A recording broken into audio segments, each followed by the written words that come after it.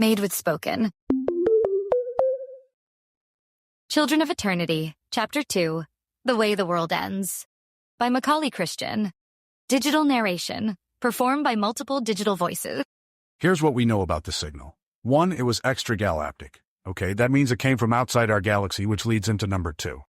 Whatever, whoever produced it is insanely powerful. Now, no one has been able to detect anything, not so much as a single wow, coming from that region of space in almost 30 years. But we know the signal originated 150 to 200,000 light-years away, roughly, somewhere in the halo, a sphere of dust and stars surrounding the galaxy. To be able to produce such a signal, to be able to send it from so far away and have it reach every single planet and the entire galaxy at once is incredible. Impossible. The people who created it have so much power they can do the impossible. And that brings me to my third point. Whoever created the signal could be extremely dangerous. The Young Turks. 084. 5 hours. December 5th, 2197. Outside the Albion system, Echelon Fleet, CSG-11, URNS Bantara. We arrived at our destination little more than 10 hours ago, joining a number of Republican vessels out here in the black emptiness waiting for what we don't yet know. There is a lingering uneasiness in the halls. So many of the faces on board are new. We lost a lot of good people, the best. Of course, none know what happened. The old hands know their duty, but there are rumors. 15 months later and still we can't shake it. The anxiety is contagious. I feel it myself from time to time. It's stubborn, like the blood stains on the floors. It hasn't quite faded away. I hope to make them proud. The lost. I know it means something that we're still here, that we're still out here. If I learned anything from Armstrong, it was that go and don't stop. As for my crew, I believe we're all beginning to acclimate to one another.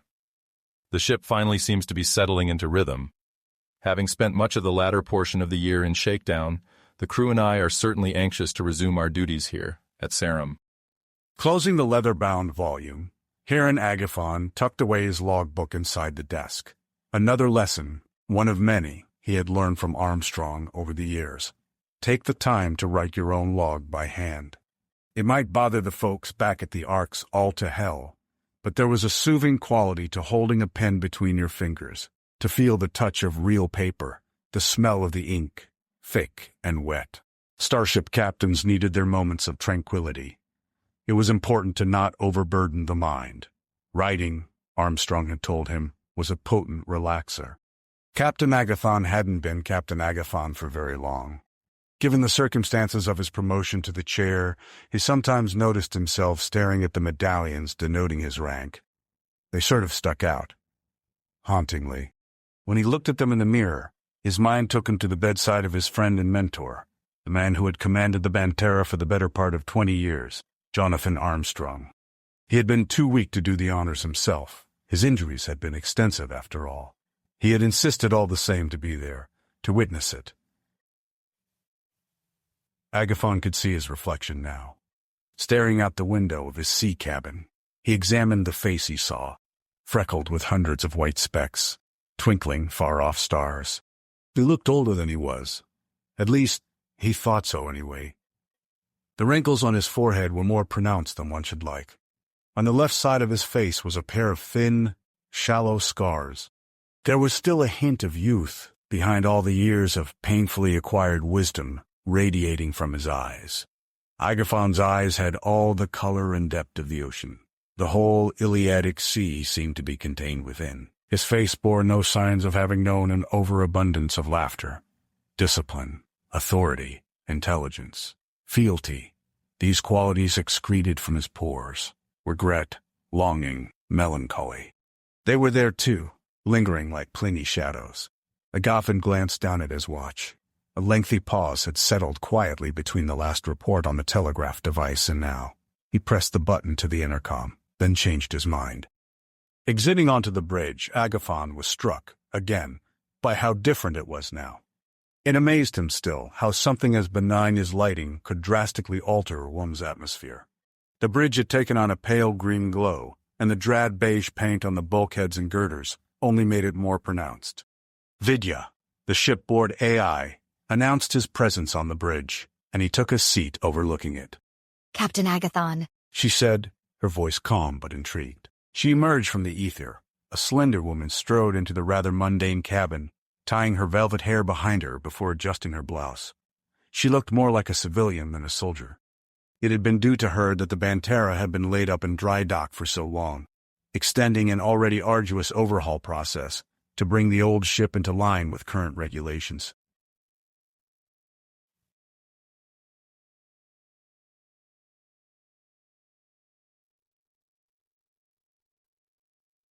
The black strips enabling her to project herself ran along almost every wall on the ship. Her eyes and ears were everywhere. Yet another thing he had to accustom himself to. She had the courtesy to salute him, at least. He wondered sometimes why the Navy bothered manning ships anymore. Vidya was more than capable of operating the Bantera on her own, without pesky humans like himself interfering. But all the same, the Navy kept them around. Agathon's tone was flat. Report? Pulling it up now, Captain. Vidya blinked and projected the live feed on the observation window.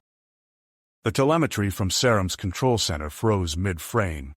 No chatter, no ambient noise, just a dead, heavy quiet. Then the spark gap fired. A muted crack rolled through the speakers.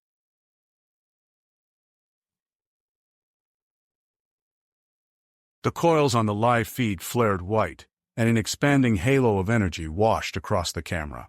Static swallowed half the screens. Vidya's projection flickered, recalibrated, and frowned. A second pulse hit. Consoles on Sarum shook, people staggered. Lights blew out in staccato bursts. By the third pulse, conduits were erupting overhead, sparks raining through the grainy image like orange hail. Power surge detected. Vidya warned. Multiple systems failing. On the feed, Admiral Shore's silhouette braced himself. As a construction manager, Beck Lauer, according to facial recognition, dragged a fire extinguisher across the frame, drowning a console in foam.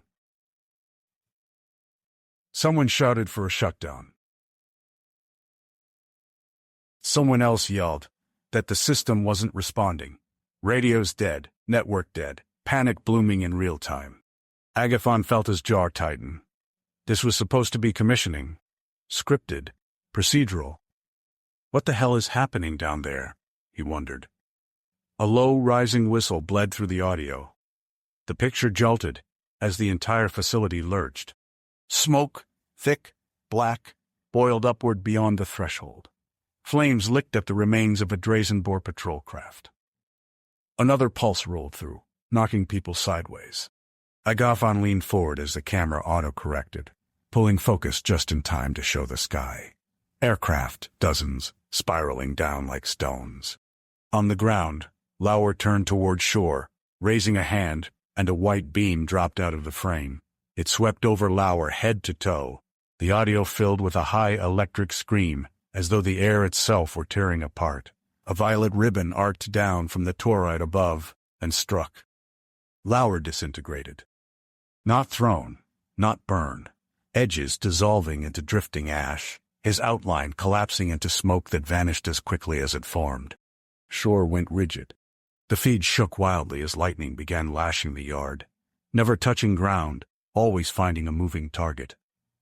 Bodies flashed white, dawn in an instant.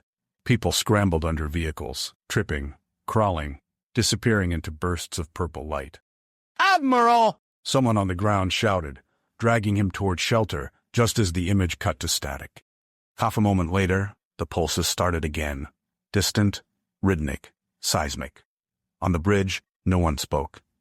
Agathon exhaled only when he realized he hadn't been breathing. Vidya, hail the Solitude. Request instructions. His tone was tight, controlled. Holding a finger to her ear, she announced. She, then slow. Commodore Ekwame is addressing the fleet.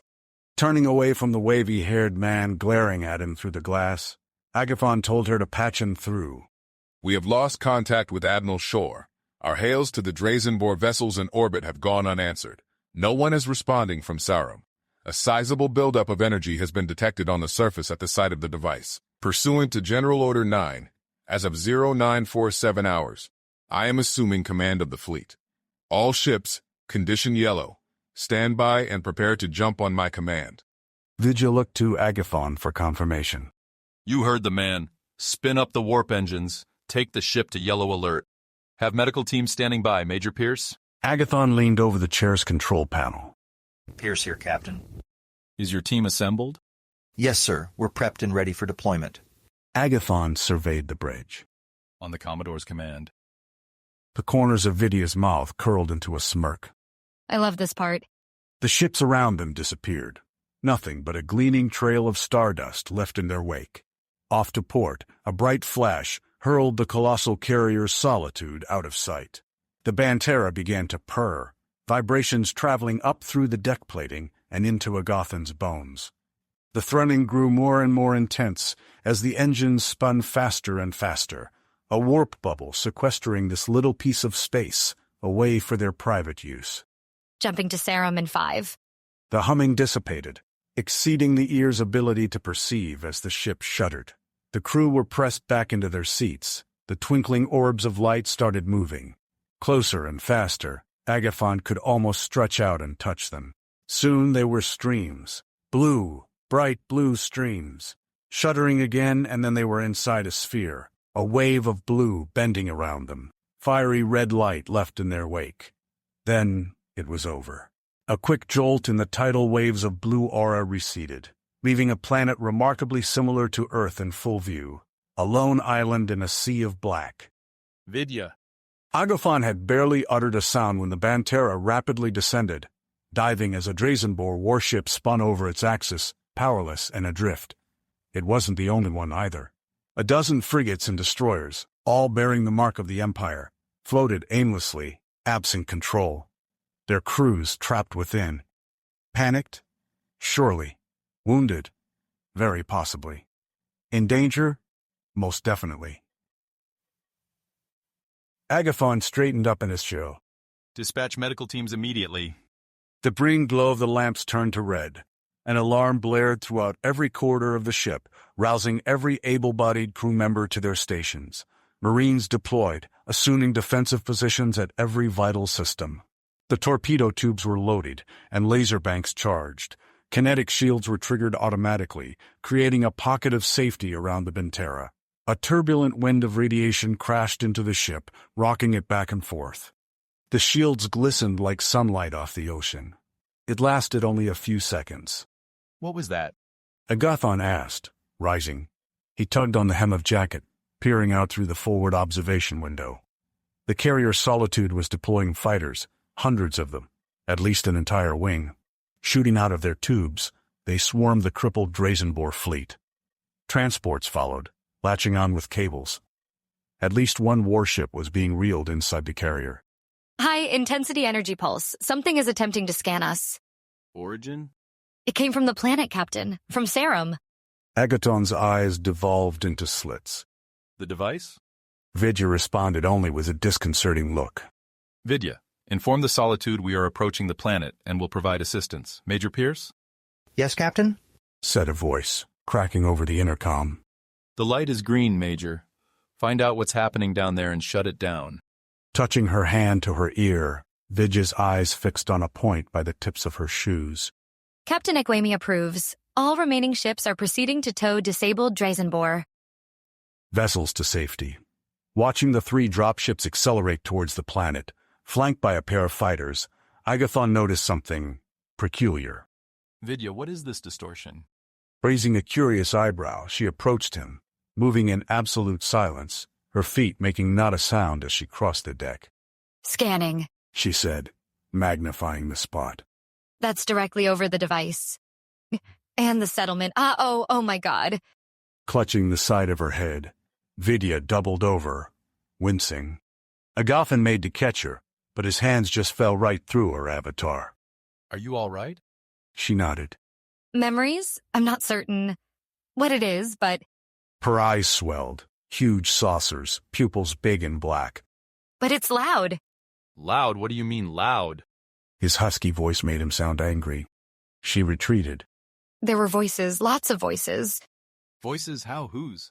I don't know. She said more sternly than she meant. But it isn't safe down there. Something is wrong. We have to shut it down. We have to shut it down now. Agathon and Vidya watched as the nebulous cloud over Telegraph Village grew larger. It swirled like a hurricane, with a device at its center. Though nothing more than a steady yellow icon traveling across a blue line, Agathon could imagine the scene unfolding in his mind. The thrusters of the Pegasus steering the dropship through the cloud cover, as droplets of water streaked over the windshield before boiling away in jets of steam, gliding along the fuselage. The nose would have been red and hot. Pockets of uneven air bouncing the dropship, jarring those within. To anyone on the ground looking up, the pitch would have appeared too steep.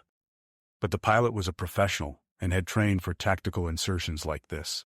The icon advanced from the south, up through the valley. The evening sun would have been at their wings. The storm ahead drew closer, a hurricane stretching from one end of the horizon to the other. From his high altitude, Agathon could see just how abnormal these storm clouds were. The clouds were amorphous and moved like smoke. A will charted their path. Ghastly fingers appeared, with a violent flash of light.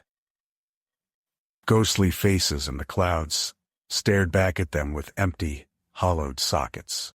Agathon wondered what it was Major Pierce and the pilot saw as they neared. Banterra Actual, this is Pegasus 7. 7-6, please repeat. Over. Go ahead, Pegasus 776. Answered Vidya, but a burst of static echoed over the comms.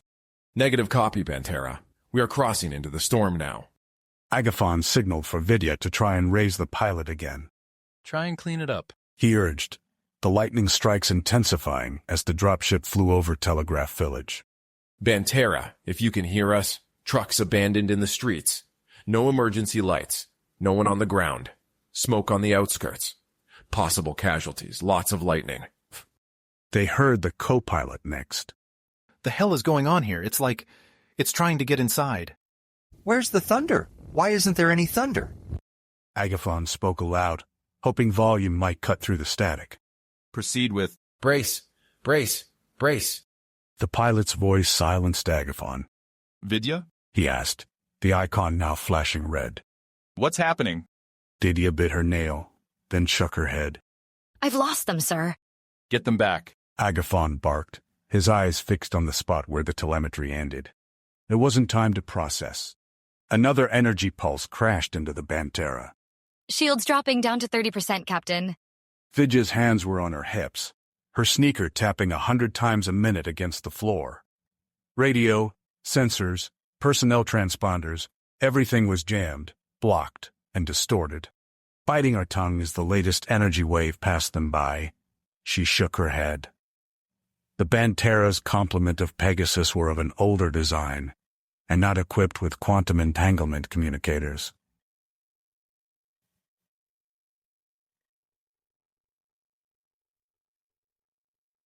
The damn things belonged in a museum, not performing sorties. They had no place aboard her ship. Captain Iquame has pulled the fleet back beyond the gas giants, She said. Agathon walked around behind his chair, squeezing the headrest tightly, pinching the leather. Major Pierce, the ground team? She answered, head hanging. Sir, the Commodore is requesting you on a private channel. Grabbing the receiver to his right, Agathon pressed it to his ear. Captain Agathon, this is Commodore Iquame. These energy waves are only growing stronger, and we may have already lost all those on the surface. Your AI has informed me that you have lost all contact with the away team. Is that accurate? Agathon cleared his throat. Yes, sir, it is.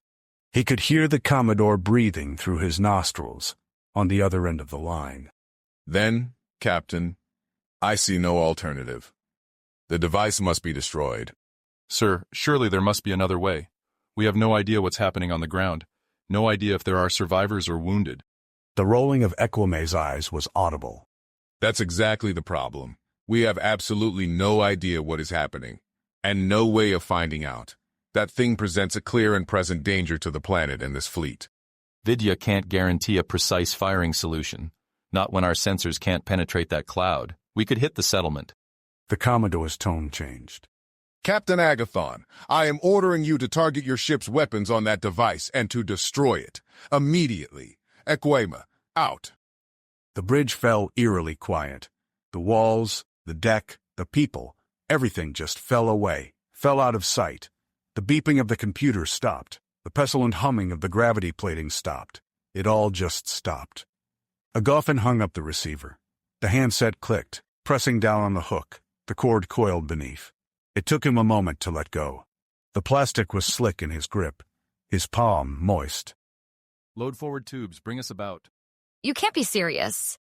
Vidya's bright doe eyes would have shot lasers if they could. There are 50,000 people down there. She pointed at the planet behind her. Easing back into his chair, Agafan folded his right leg over his left. We don't know that, and we have our orders. Prepare salvo fire on my command. Her small frame heaved, a blotch of red spreading, crawling up her neck. Lips pursed, the muscles in her face taut, teeth clearly clenched and grinding. She trembled, her fists rigid against her thighs. If she had been human, her nails would have cut deep into her palms, spilling dark, oxygen-rich blood to spill out. Captain! With an exacerbated sigh, Agafan glared at Sarum, at the clouds spreading across the continent. Prep a Pegasus for departure. I want medical teams and Marines on the ground. The Second telegraph is offline. With a flick of her wrist, it was done. Agafan stroked his chin, his brow furrowed. There was the word, sitting there right on the tip of his tongue. With half a breath, he could let it drift out, over his lips, and the whole thing would be done. He scratched his tongue against the back of his teeth. He had to force it out, spit it out. The word would not come easily. It was not an easy thing to do. Vidya stood, waiting, then closed her eyes. Captain, the stasis chamber is coming online. Hermetic seal cracking, said a dutiful Lieutenant Keel. Vidya activated her sympazoid, waking it from its slumber. Turning his gaze from Lieutenant Keel to Vidya, Agafan winced. Vidya, what are you doing? When she didn't respond, he pressed. Vidya, fire forward batteries now, Vidya. Her lips, full and often framing a sardonic smirk, were now ever so thin. Those big hazel eyes dripped with scornful sadness, disgust. Her voice shook. I can't do that. Adathan nodded. He knew. Somehow, he just knew what she was going to do. He wasn't about to stop her. Rapid eye movement caused her eyelids to twitch. Synchronization complete. She looked away. Powering up Pegasus, decompressing the hangar, hangar doors open. Turning her back to him, she stared out the forward observatory glass. En route to Sarum. The first officer, Commander Coden, shouted, ordering that they activate grappling cables. Tow that dropship back into the hangar. Belay that. Agafan said, waving his hand dismissively. Lieutenant Keo held his earpiece close. Commodore Ekwemi on the line, sir. He is demanding to speak with you. I'm sure he is. Agafan whispered to himself. He tugged the handset off the hook, then paused. He watched Vidya's dropship descend through the clouds, vanishing from sight and sensors. Her synthetic body was equipped with quantum-entangled transponders connected to her antenna on the ship. Exiting the stratosphere. Now, correcting course, heading telegraph construction site. The handset shook, pulsating in Agathan's hand. Ekweme's voice boomed on the other end, unintelligible sounds blaring out. Vidya continued. You won my... I don't want to be a competition for this conflict. Davia continued. Coming up to the valley. Turbulence increasing. Stormfront due north. A number of civilians appear to have abandoned their vehicles and are proceeding on foot away from the storm. I am directly over the settlement. No power. Transformers are down.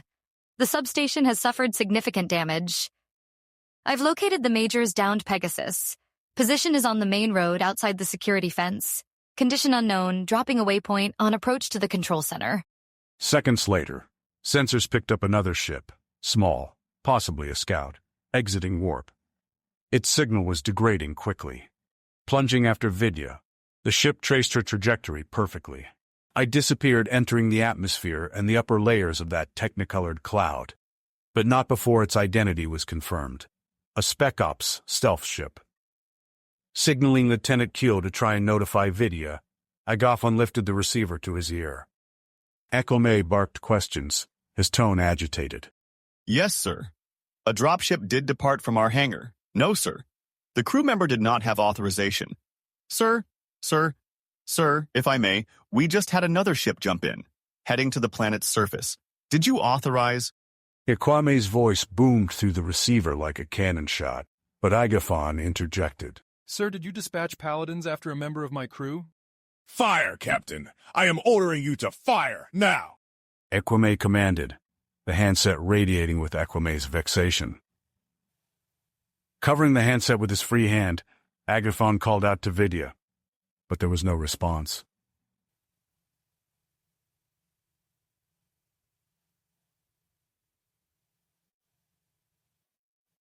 He didn't even have time to press her avatar further when a brilliant beam of intense white light, a burning, blinding light, erupted, shooting out into the depths of space.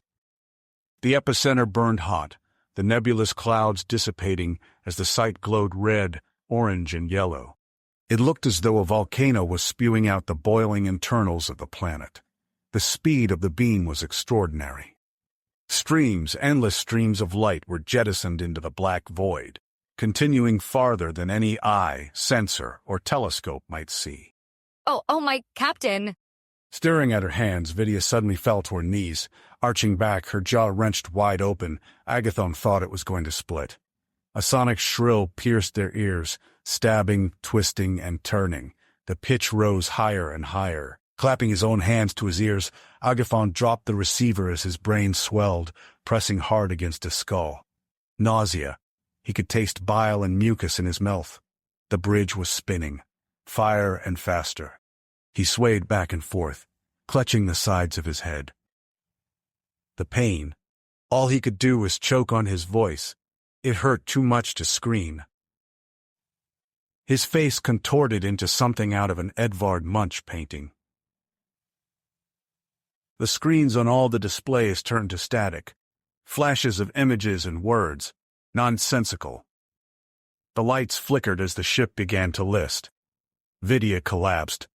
She lay sprawled out on the floor, tears trickling down her cheeks. Then, with the flip of a switch and a deafening thud, the Bantera lost all power. Agathon wasn't sure how long it lasted, but when it stopped, the beam's journey continued, traveling farther and deeper until at last it faded. A faint, trailing gleam was all that remained among a field of stars. Over the settlement, a spoon might as well have scooped away the clouds. There was a clear, uninhibited line of sight all the way to the surface, to the village, to the device where a singular beacon pulsated.